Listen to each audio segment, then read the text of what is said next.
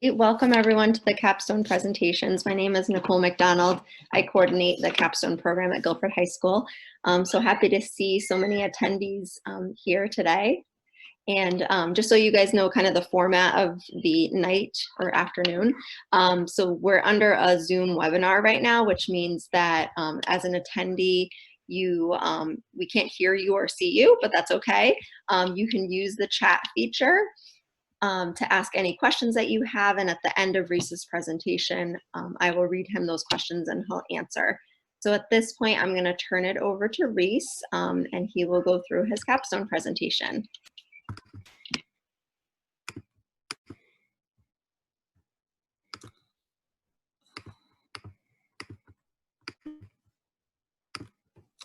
Okay.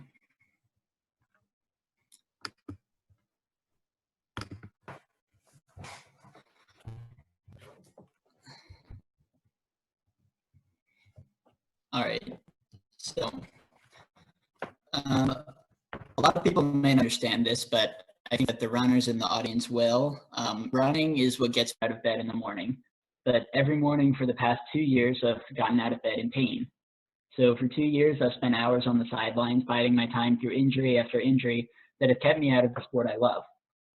But in my time off, I've come to see that my times and my performance, my constant need to get back to running at a varsity level aren't what are most important to me right now. If I can help my team and my teammates accomplish goals that are bigger than my own, I'll continue to get out of bed excited for each day, even if I personally can't run. So at the beginning of the school year, I set out on a mission to become the best running coach ever.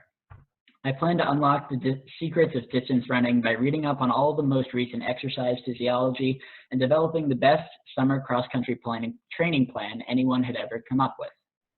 But as I started to dive into the world of coaching, I realized that this one-size-fits-all approach was a bit unattainable. There were just too many successful coaches out there, and to my disappointment, they didn't all follow the secret rules of running that I'd imagined. Over time, my perception of a perfect coach using race performances that come out with mind-boggling workouts started to change, as did my plan for the ultimate training talk at the end of my capstone project. What I discovered is that the most successful coaches aren't necessarily based in science at all. As Roger Bannister said, the human body is centuries ahead of the physiologists.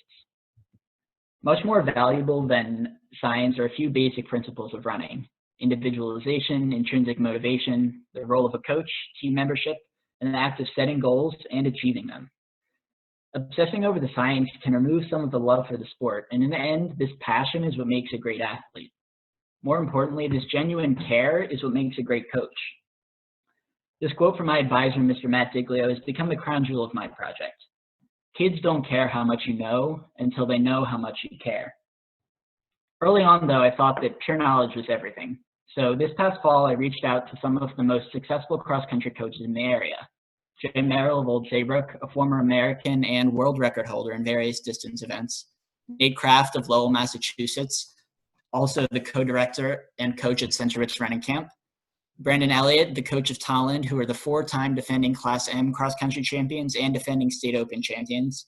And Brian Diglio of North Rockland, New York, who is the coach of the indisputably best girls distance runner in the country and has also coached his team to a top 5 finish at NXR New York for each of the past 5 years.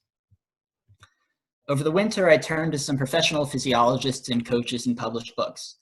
Joe Friel, Chris Napier, the editors of Runner's World magazine, Steve Magnus, a former coach for the Nike Oregon Project and renowned exercise physiologist, and Jack Daniels, the world's best running coach and author of the immensely popular Daniels Running Formula. This spring, I learned from successful national level coaches online via the Boulder Running Clinic. These included NXN champion and top 5 team coaches Doug Souls of Great Oak, California, Joan Hunter of Loudoun Valley, Virginia, Tim Mostert of American Fork, Utah, and Dan Iverson of Naperville North, Illinois.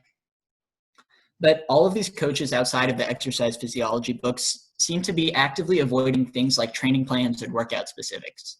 They talked more about what it means to be a coach and the art of coaching.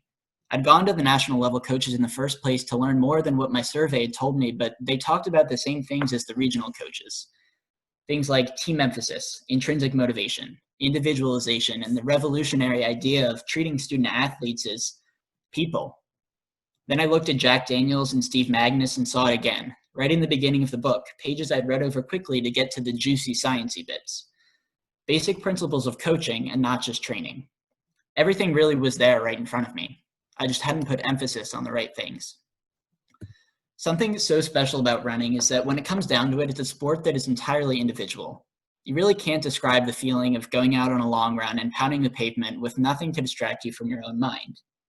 It is, in fact, this individuality that is one of the most important principles of coaching.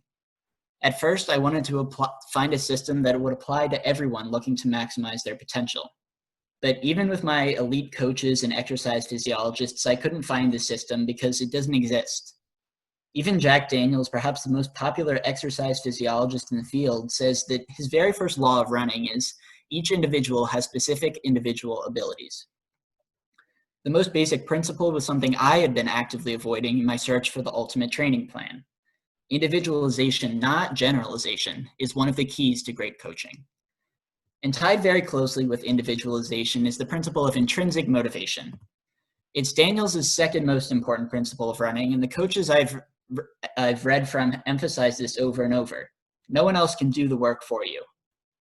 In the words of Coach Merrill of Old Saybrook, that coach does provide a plan for each athlete regardless of the level they're at. But the coach cannot and should not force the athletes to become intrinsically motivated. That is up to them.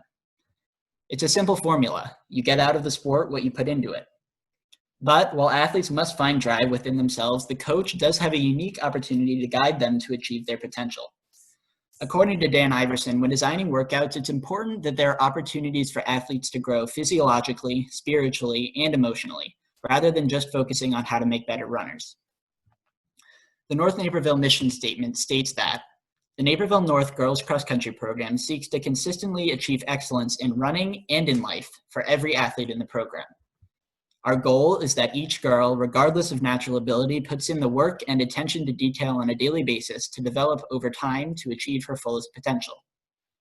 Our target for each athlete is to foster the feeling of self-satisfaction that comes as a direct result of achieving her potential. An even more accurate yet simple mission statement is this: run for fun and personal bests. The biggest thing a coach could ask for is for his athletes to compete against themselves, not always each other, and to have fun while doing it. My mentor, Ms. Bradley, gave me an important perspective on intrinsic motivation. When I asked her to name some of the athletes that stuck out the most to her in her memory as a coach, she didn't name the fastest athletes or the ones that have won the most state championships. She named the coaches who pushed themselves through challenges, students who didn't think they could run or only got into it because their parents forced them to, and then became lifelong runners. Or students so dedicated to the sport that they would willingly face adversity, like a young man who was legally blind and yet committed to running every day. Intrinsic motivation can even take you as far as the pro world. Justin Gallegos, a runner at the University of Oregon, became the first runner with cerebral palsy to sign with Nike this past year. This highlights something I disagree about with Jack Daniels, who places inherent ability as the most important principle for becoming a good runner. When I talk to all of the other coaches,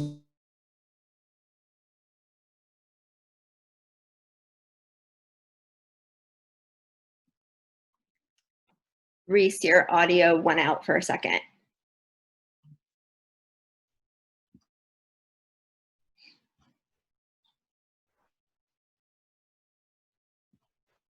So with such emphasis on individuality and intrinsic motivation, I started to question the role of a coach at all. But once again, I had to look up from the books and into the real world to get my answer. Coaching at its heart takes one person's love for the sport and combines it with a love for helping others. Mr. Diglio said, "This is not a job for me. This is a passion and a love of mine that I get to work with my kids at HK during the season. It is not work." Coaching isn't about wins or losses or times or championships, but having the opportunity to impact kids' lives and the bonds that are formed and experiences that are shared over their 4 years of high school. Meanwhile, as individuals achieve their own goals and find their place in a team, they learn lessons like respect, hard work, dedication, setting goals and working towards them, overcoming obstacles, and how to be a good teammate. Coach Diglio in North Rockland emphasized the same things, principles like discipline, teamwork, accountability, and sacrifice. Above all, caring about your athletes pays greater dividends than any workout you can design. Above anything else, training must facilitate a want to do it every day. To some extent, that comes down to intrinsic motivation, but it also depends on whether or not the coach is able to build a culture and a team. One of Dan Iverson's principles is that you never have to run, you get to run. Obviously, it's way easier to say you want to be running than to actually get out the door and do it. But this is where another one of his principles comes in. If life is work, you're doing it wrong. Sometimes you just have to play a game. So the last thing that's essential to talk about when discussing the role of a coach is the idea and action of goal setting. Certainly, a coach should instill love for the sport and respect for teammates as basic principles, but the reality is that much of a competitive runner's sense of self-image becomes tied to numbers on a clock or places on a score sheet. And the reality is that visible goals and results can, in fact, build passion for the sport. But the coach, again, has a unique position where he must communicate one-on-one with each of his athletes, knowing what they want to accomplish so he can help them get there. And more than just individual goals, the camaraderie, intelligence, work ethic, and accountability that you find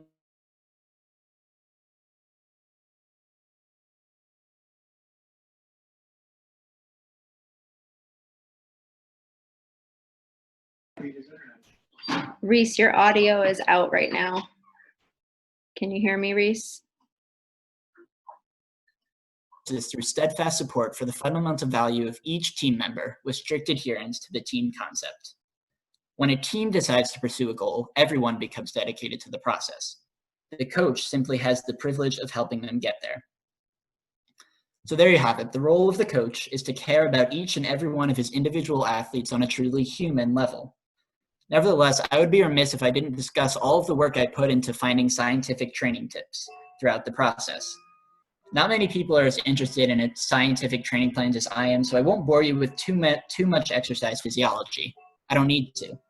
As Steve Magnus said, good coaches take complex ideas and make them simple, while a bad coach who wants to appear like they know what they're doing takes ideas and concepts and makes them more complex. So in the name of simplicity, I'll start out with something that all good coaches understand. Races are run in the fall, but championships are won in the summer. Before the season even starts, it's important to stress your body with higher mileage than you'll face during the season, while keeping intensity low to avoid burnout and injury. By building a base, you want to get fit, but not too fit before the racing season even starts. In the second half of the summer, many coaches add in things beyond easy mileage to include long runs of 25% of your weekly mileage, tempo runs at 30 or 45 seconds slower than your 5K pace, and some hilly runs to prepare athletes physically and mentally for the grind of cross country. The summer is also the perfect time, I might add, to get closer to your teammates as you endure long, slow distance runs together day after day. But something not all coaches are familiar with is Steve Magnus's idea of working the extremes.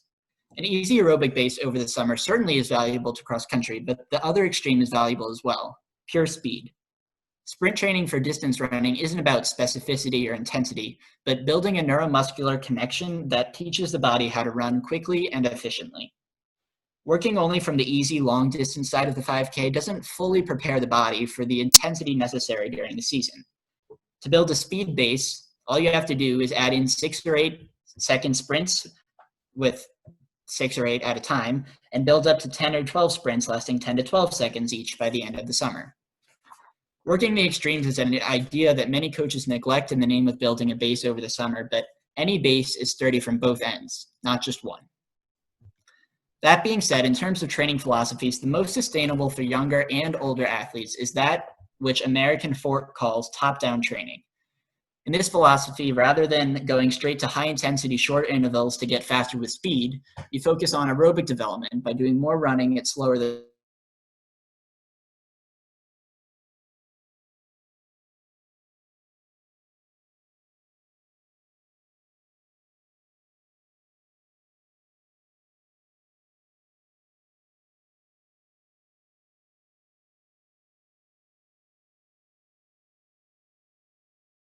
strength over speed, an approach used by Nike's Bowerman Track Club and Adidas's Tin Man Elite, as well as high school programs like American Fork, Loudoun Valley, and Great Oak. NAU-style sub-T, Jack Daniels-style tempo runs, and Tin Man-style CV pace are just a few examples of aerobic development, which overall is the way to go. When it comes to racing, one important piece of Jack Daniels' wisdom that's essential for coaches and athletes to know is this: a good run or race is never a fluke. Sometimes a bad run is a fluke, but if you do run a great race, it's because you're capable of doing it. Believing in yourself is so cliche that I don't want to spend a lot of time on it, but it really is the truth. Runners are often fitter than they realize, and distance runners, and coaches I might add, are often too humble, spending more time downplaying their success than congratulating their progress. But when you run well, it's proof that you're doing something right. You just have to keep trusting the process. And when the going gets tough, run with your head for the first 2/3 of every race and your heart for the last third. If there's anything you take away from today, let it be this. There's a big difference between a trainer and a coach. After this presentation, I think I could be either, but I'd much rather be a coach. A coach has a responsibility to actively promote love for the sport while encouraging individual growth and progress in a team environment. But while success is certainly a motivation, it should never be put above the mental and physical health of the athletes. Recent scandals in the running world have threatened the integrity of both coaching and the sport as a whole, making running a dividing force rather than a uniting one. For example, a name that brings a lot of scandals, Alberto Salazar of the Nike Oregon Project, who was suspended by the World Doping Agency last year for alleged use of illegal drugs in training his athletes. Salazar was given the privilege of coaching the most talented athletes in the world, and he abused his position. But doping isn't his only mistake. Last year, a woman by the name of Mary Kane came out with her story of emotional and physical abuse under Salazar. She was the most talented high school runner in the country, setting national records and events from the 800 meters all the way up to the 5K. But when training with the Nike Oregon Project, she was forced to maintain an arbitrary weight of 114 pounds, and as a result, she broke 5 bones, missed her period for 3 years, began to cut herself, and developed suicidal thoughts. Forget about a coach instilling love for the sport in his athletes. Salazar abused Kane's body, her trust, and his own position as a coach. And the issue of mistreating women's bodies goes beyond the Oregon Project. Many of the contracts signed by professional female athletes require certain performance standards or global rankings to get paid without any exceptions for maternity leave. With no maternity leave, female athletes are forced to choose between starting a family and having a career. And when they try to have both, they're often rushed back into racing just months postpartum or forced to race while pregnant, facing new injuries and setbacks, all to fulfill a contract. Mothers like Alicia Montano and Allison Felix have started speaking out against this injustice, but they can't do it on their own. Even though many of us will never be professional athletes, these case studies, including Kane's, are not just isolated issues, but part of what Mary Kane calls a systemic crisis in women's sports, abusing the bodies of women. And finally, an issue present beyond the professional realm and well into society as a whole is that of running while Black. This past February, a man named Ahmaud Arbery was shot and killed while jogging in his neighborhood in Georgia. Running is supposed to be inclusive and available to everyone, and yet many African Americans around our country are afraid of running in their own neighborhoods for fear of being shot. I don't know the solution to any of these issues, but I do know that being silent isn't the answer. And while learning about them may not be the answer either, it's better than remaining ignorant or oblivious. This is a video going around Instagram in response to the events in Minneapolis this past week, and I think it's applicable well beyond our own situation and well into the world in general.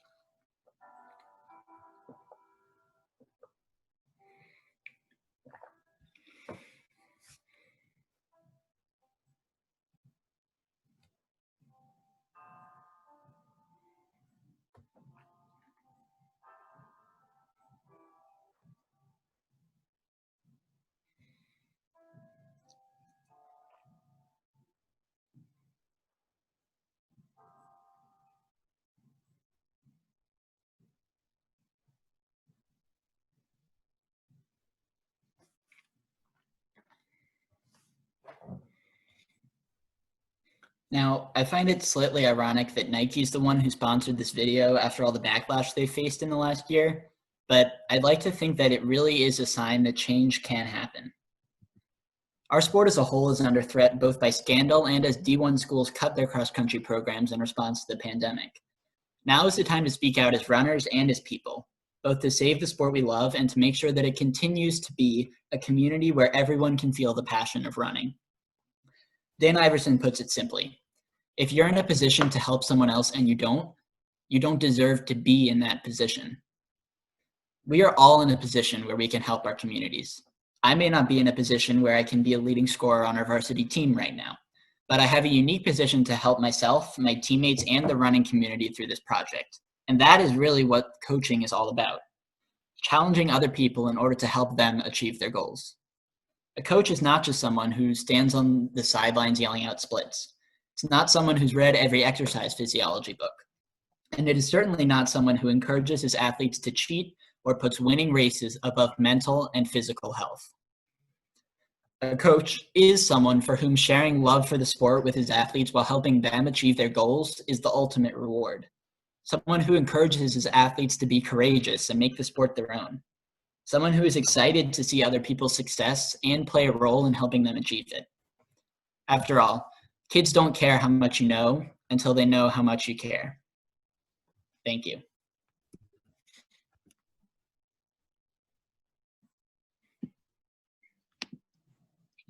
Nice job, Reese. Awesome.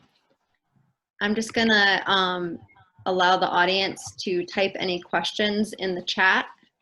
So everyone can access the chat. It's on the bottom bar right around the middle. So if anyone would like to ask any questions, I can read those off to Reese. Just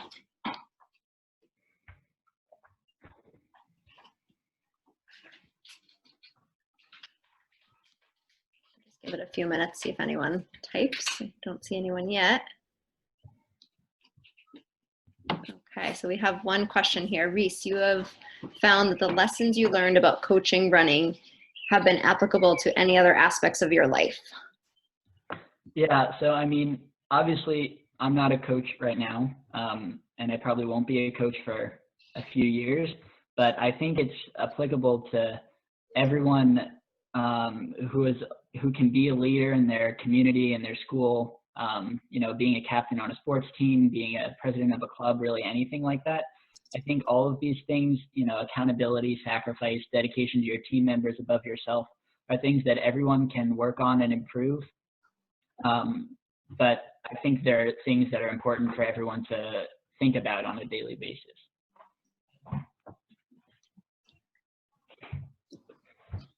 Okay. The cat's a runner too, right? Okay, another question here. Great job. Great presentation. This is from Brian Diglio. Just one question. What was your biggest takeaway from this project? So like I said, the biggest takeaway is that there's a difference between a trainer and a coach. And that at the beginning I thought, you know, if I learned all of these things about science and the human body and how all these different systems work, then I'd be able to apply that to people and tell them how to become better runners. But the reality is that, especially for high school sports and high school cross country in particular, it's not about the science, but about how much you're willing to put in the work for your teammates and fully dedicate yourself to the team process. Good answer. Next question is from Lynn Landry. Nice job, Reese. Thank you for speaking about the female athletes and tying it into the events of the past few days. I think that so is more of a comment. Next question is from Claire Pringle. Great job, Reese. How was your plan for this project changed by the school closure? So, I mean, I had planned to, like a lot of people, I planned to have a spring season. And I wouldn't have been running in the spring season regardless because I still have a stress fracture, but I was planning to manage for the team. And so that was going to be a big part of my project. But what I ended up doing was finding all of those coaches online on the Boulder Running Clinic, which is just a playlist on YouTube that I think anyone who's interested in running should check out. It's the Boulder Running Clinic. But it was just a bunch of great coaches that I learned a lot from, and that I obviously wouldn't have been able to talk to because they're from places like California and Illinois and Utah. But that was the biggest part that changed for me, and just being able to do that kind of research and still learning from coaches without actually talking to them individually. Nice job. And you really did make it work in terms of, I know it's been hard for all the Capstone students in terms of still seeing this through given the circumstances, but I think you thought outside the box by reaching out to a lot of individuals, and that was really clear in your presentation. Really thorough, well done job. My only question, I guess, relates to sort of how mental health is related to running. I know that I find, I'm a runner as well, and I find that sometimes it can just change my mood and really just set the tone for the day, you know, especially if I start it in the morning. And I was wondering if you have any thoughts or found anything in regards to mental health, the brain, and how that relates to running. Yeah, so that's another thing where if you wanted to look at it from a scientific perspective, you definitely could from, you know, with endorphins and things like that, which I didn't do enough research to talk about that. But again, it's another thing that you can't really describe until you go out there and do it. And obviously the first few runs are just going to feel awful for your legs and your lungs and everything. But eventually, if you do it every day, it just becomes something that is such a part of your life that, you know it makes you feel better. And even if you don't want to get out the door and run, you know that half an hour into it, when you come back, you'll feel so much better than you did. And then the rest of your day will just be way better, even after this, you know, scientific endorphins effect sort of wears off. It's just something that once it becomes part of your lifestyle, it's something that you really can't live without. And I don't think that's a bad thing. I think it's a really great thing. That's a really good point. And I think that way of life and kind of routine is so true. And almost when you don't do it for so long, like let's say you have 2-3 days off, once it's like you need it, you crave it. So I hear what you're saying. We have a couple more questions here from Caleb Harris. Firstly, excellent job, my friend. Secondly, how do you foresee having this quarantine impacting the summer and the upcoming season should it happen? Yeah, I mean, I don't really know no one knows what's going to happen with the season, and that's not up to us. But what is up to us is that we can continue to train and to, you know, even if we can't see each other physically, which hopefully we can soon, just to remember that you are part of a team and the team is the most important thing. And if you don't get out the door and run every day, that could hurt the team in the future. And even for people who aren't on a team, just holding yourself accountable, I think, is something that we all can have a little practice with. And that is something that we can all practice right now, is holding ourselves accountable, especially when we have so much time that there's really not any excuse to just get out the door and do it, even if, you know, we may not have a season, which hopefully we will. Thanks, sir. We have 2 more questions from Matthew Jennings. A great presentation and opportunity to learn more about the sport I love. I think we can all learn valuable lessons from the sport that we can bring into a variety of different social forums. So I think that was more of a comment. And then from George Cooksey, great work, Reese. Given what you've learned, how does this impact your appreciation for being an athlete? I mean, I think something that's great about being an athlete is that sometimes you don't have to know a lot to just really enjoy the sport. But now that I do know a lot more than I did in September, I think it's really just amazing how complex something can be, and yet you can still just enjoy it so much that, you know, you don't think about all of these scientific things that are going into it on a daily basis. But being an athlete is really about, you know, dedicating yourself to what you love to do and finding that thing that is your passion that gets you out of bed in the morning. And that's something that is really kind of hard to put into words, like I've said before. But so even through learning all of this stuff, it's just made my appreciation for being an athlete, and even not being able to participate, but just being able to see the sport and everything everyone else is doing at the same time, it's really a great thing.